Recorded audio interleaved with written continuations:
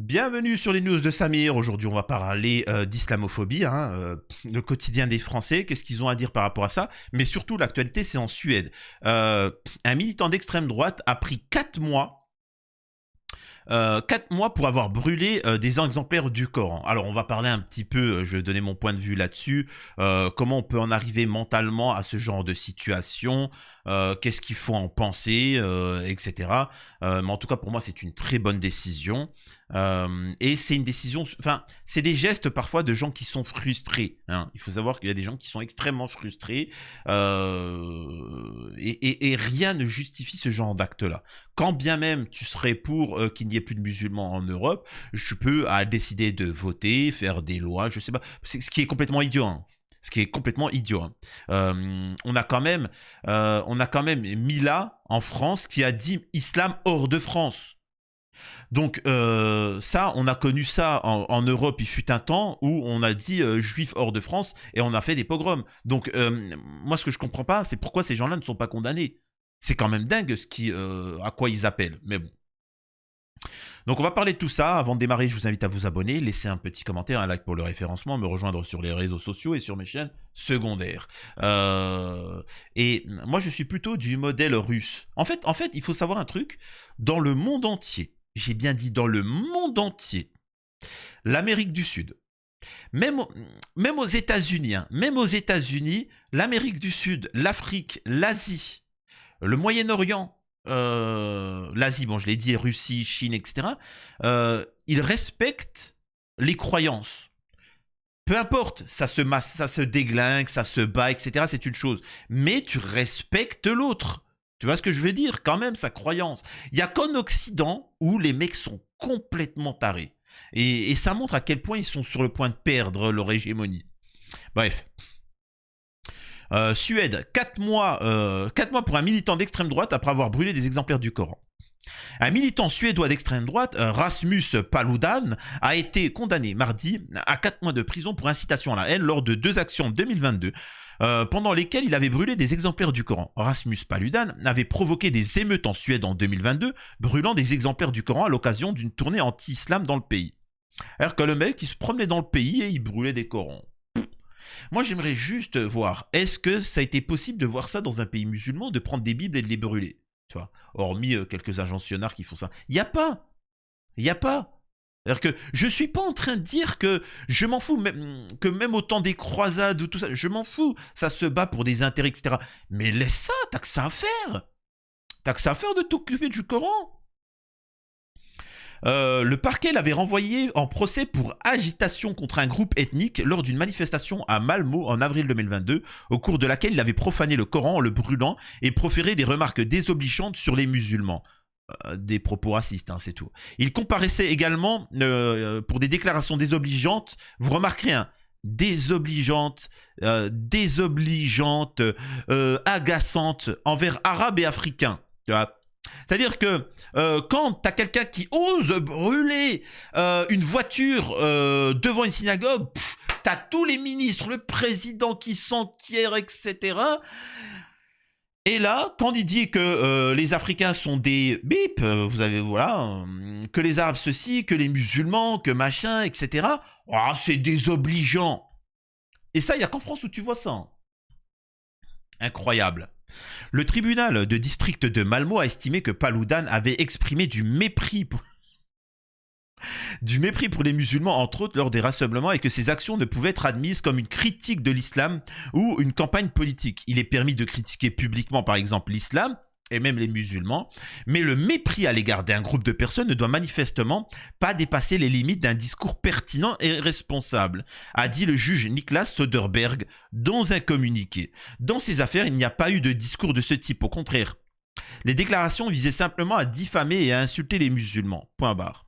Et ça, c'est malheureusement la mode en Occident.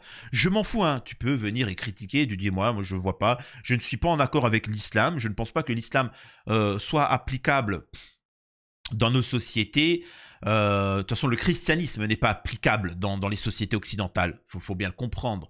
Mais tu débats, tu vois. Mais il brûle un Coran. Ça, c'est des TikTokers. En fait, c'est du même niveau que Benjamin Ledigue. C'est-à-dire que moi, ça m'a fait rire quand j'ai vu Benjamin Ledig twerker dans une église, prendre le Coran, le salir et prendre la Torah et, la, et non, rien faire sur la Torah. Mais ça m'a fait rire parce que derrière, t'avais des gens qui étaient là. Oh mon Dieu, quelle critique. Et puis t'avais les gens qui étaient derrière. On le soutient, machin, etc. Et les gens, oui, mais c'est super, il y a un message. Il n'y a rien du tout. Il n'y a rien, c'est juste un ouf qui veut des followers. C'est comme la meuf en Iran qui s'est mis à Walp. En Iran, il y a une femme qui s'est mise à Walp parce elle s'est échappée de l'asile psychiatrique. En France, ils nous expliquent que c'est une héroïne. Complètement idiote. Enfin bon. Le tribunal de district de Malmö a estimé que... Ok, ça j'avais déjà lu. Rasmus Paludan a par conséquent été reconnu coupable et condamné à 4 mois de prison. Le militant a nié ces accusations, affirmant qu'il menait une campagne pour son petit parti Stramkurs et qu'il se contentait de critiquer l'islam. Il a annoncé à l'agence de presse suédoise son intention de faire appel. Après sa tournée suédoise, Rasmus Paludan a déclenché des remous au niveau international, brûlant un Coran devant l'ambassade de Turquie à Stockholm en janvier 2023. L'incident a tendu les relations entre les deux pays au moment où la Turquie retardait la candidature de la Suède à l'OTAN. Donc en fait, on a quand même des individus, tout ça pour gagner des followers, vont être capables de déclencher la Troisième Guerre mondiale. C'est quand même fou, quoi. Ils sont capables de couper des partenariats commerciaux. Tu vois, et créer du chômage dans son pays. C'est là où tu te dis à quel point la société elle est malade. Hein.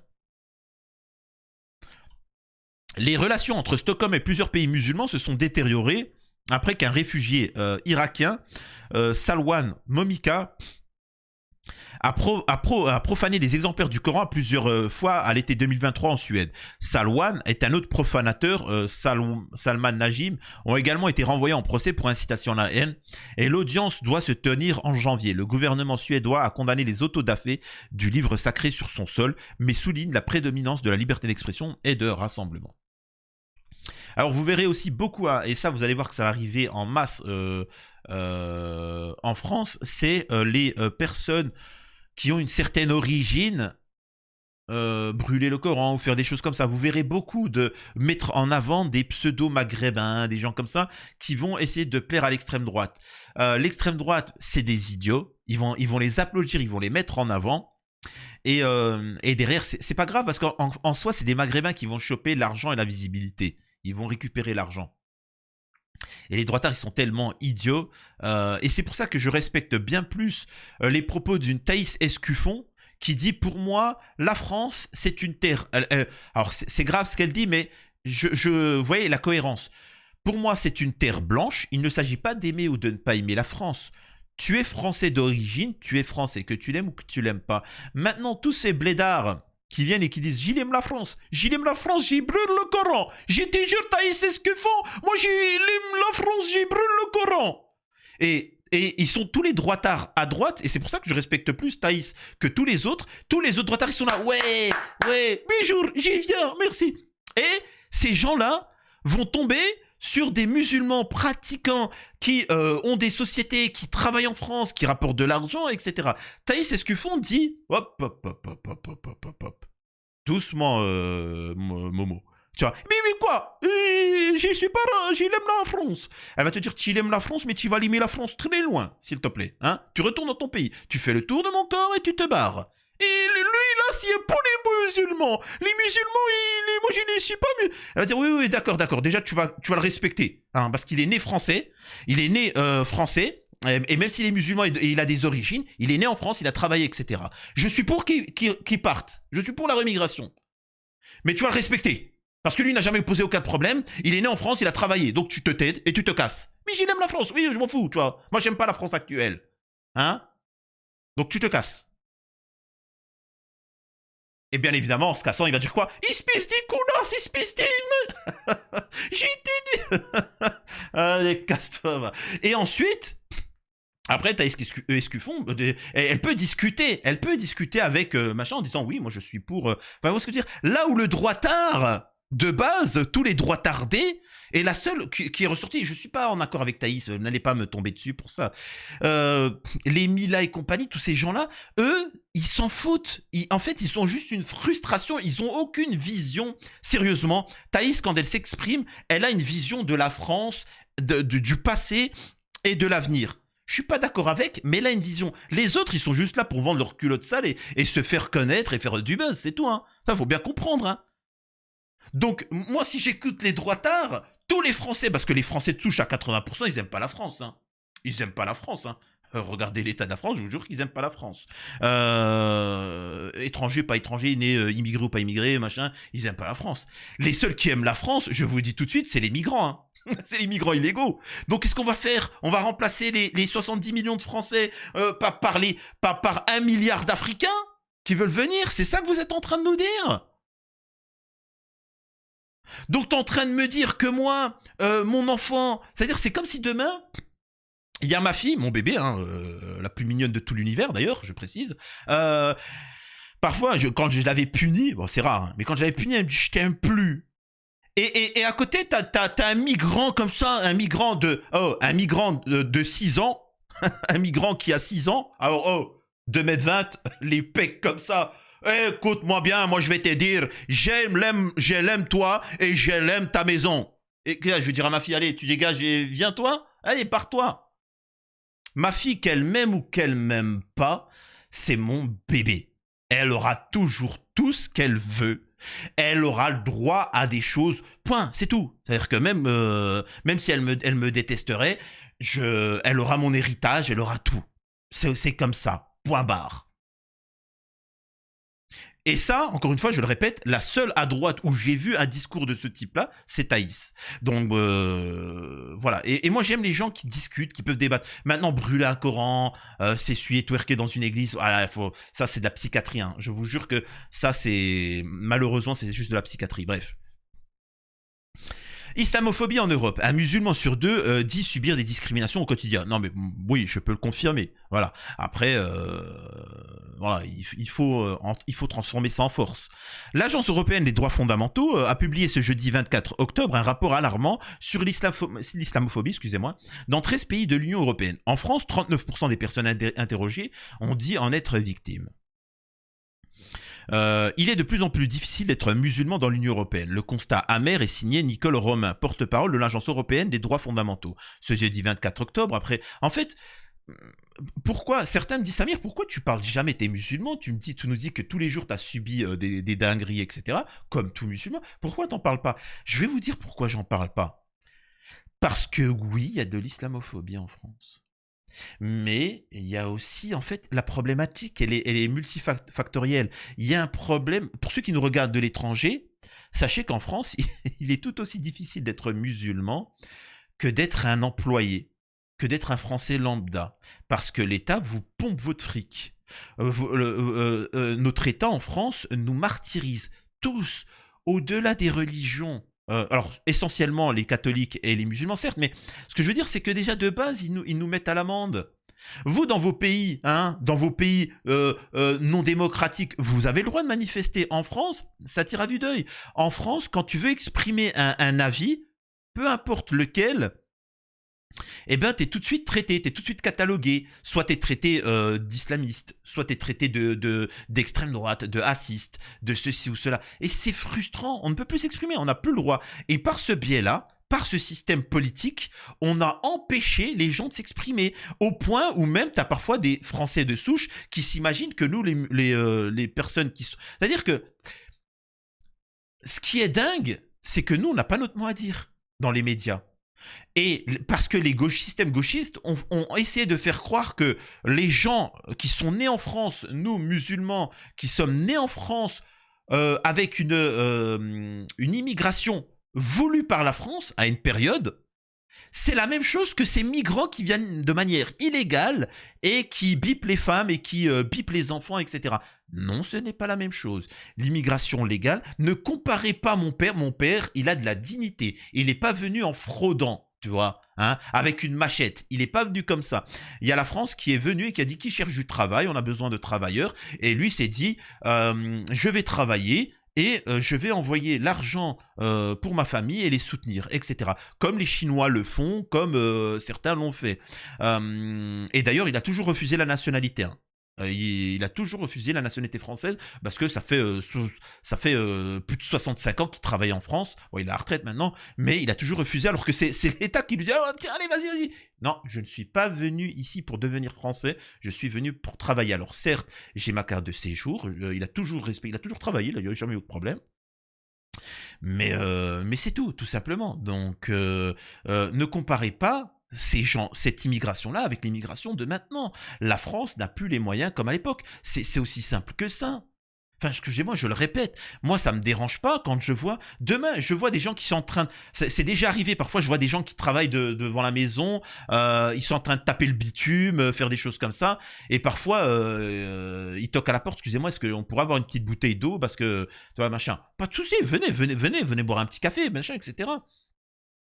Maintenant, si eux, ces mecs-là, ils disent, bon, ils commencent à mettre le sac de couchage dans le salon et dire on va dormir ici, et ils tapent dans le frigo et ils mettent leurs pieds sur la table et ils mettent Netflix, là, et ils accrochent les photos de famille sur le mur, là, ça devient problématique. On est bien d'accord ou pas? Donc, encore une fois, il ne faut pas écouter la gauche quand ils essaient de nous faire passer pour ça. Non, ne comparez pas à ça.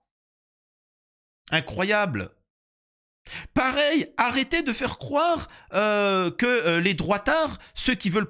Malheureusement, et après ça tombe dans le panneau, t'as des gens qui sont contre l'immigration maintenant ou tout ça, parce que l'immigration, c'est aussi un moyen pour le libéralisme de détruire le tissu social français. Qui est plus de concurrence pour le travail, parce que forcément quand tu as des travailleurs qui sont capables de payer pour des copecs, ils vont te dire merci, parce qu'ils ont des aides, sociales, alors que le français, il n'a pas tout ça. Donc forcément, au bout d'un moment, ben, on réduit, et donc le français, il n'est pas content. Le français aussi, il n'a aucun souci, mais il faut que vous sachiez, ceux qui me regardaient à l'étranger, oui, en France, il y a du racisme. J'en ai subi depuis que je suis petit. De l'islamophobie, constamment, oui. Mais tu ne peux pas généraliser. Parce qu'il y a des problématiques. Et là, je m'adresse encore une fois à des gens qui sont algériens, tunisiens, marocains, machin, etc. Imaginez-vous qu'en France, par exemple, pour un logement, en région parisienne, tu dois, par exemple, si tu veux avoir un logement, il faut attendre au moins 10-15 ans. C'est très compliqué d'avoir un logement décent. C'est très compliqué. Par contre, si tu es alors que tu travailles, hein, tu as cotisé, etc. Alors que quand tu es un migrant de manière illégale, souvent avec des condamnations aux fesses, on te donne de l'argent, on te donne un appartement, tu es prioritaire à tout le monde. Tu comprends que le français se dit « Quoi ? Allez, cassez-vous ! Cassez-vous !» Et quand tu as des gens de gauche, non musulmans, non issus de l'immigration, et qui viennent et qui disent « Non, au nom de l'islam, au nom de machin !» Le français dit quoi ? J'emmerde ton islam, j'emmerde ton... Vous voyez ? Et alors que de base, il ne le pensait pas. Et c'est à nous de discuter et de dire non, ce n'est pas l'islam, non, c'est juste un problème économique, et oui à la préférence nationale. Et je me rappellerai toujours de Le Pen quand il avait dit, je n'apprécie pas, mais il avait dit préférence nationale. Et t'avais un maghrébin qui était là, parce qu'il était abreuvé par la gauche. Elle lui dit, excusez-moi, vous êtes né en France ? Oui. Elle dit, ben, tu penses pas qu'il faudrait te prioriser toi par rapport à tous les migrants illégaux qui viennent d'arriver ? Oui, parce que toi, tu es né français, tu as la nationalité française. C'est priorité à la nationalité française. Pour les logements, pour tout ça. Et ils ne savaient pas quoi dire. Donc, moi, je suis d'accord avec ça. Bref. Donc, on va pas lire tout l'article. Hein. Oui, de plus en plus, en résumé, 50% des musulmans, partout en Europe. La dinguerie, par contre, à retenir de cet article-là, c'est que quand on te parle d'antisémitisme qui augmenterait, voilà, tout le monde est choqué dans la une des médias, tout le monde en parle. Par contre, quand on te dit qu'il y a de l'islamophobie qui augmente, on te dit « Et alors ? T'as un problème ? Tu te barres !» Eh ben moi, je dirais la même chose avec l'antisémitisme. Si vous avez un problème en France avec l'antisémitisme, eh ben barrez-vous de France. C'est aussi simple que ça. Dites-moi ce que vous en pensez. À la prochaine sur les news de Samir.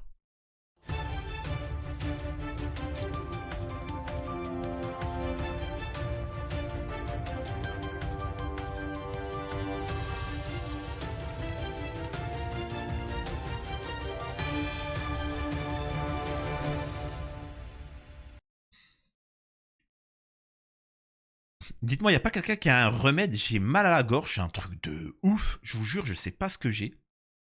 Je sais pas si c'est des remontées acides ou des trucs comme ça, mais j'ai mal à la gorge, ça me brûle et ça me gêne. Donc, n'hésitez pas à me donner des petits remèdes de grand-mère. À la prochaine sur une news de Samir.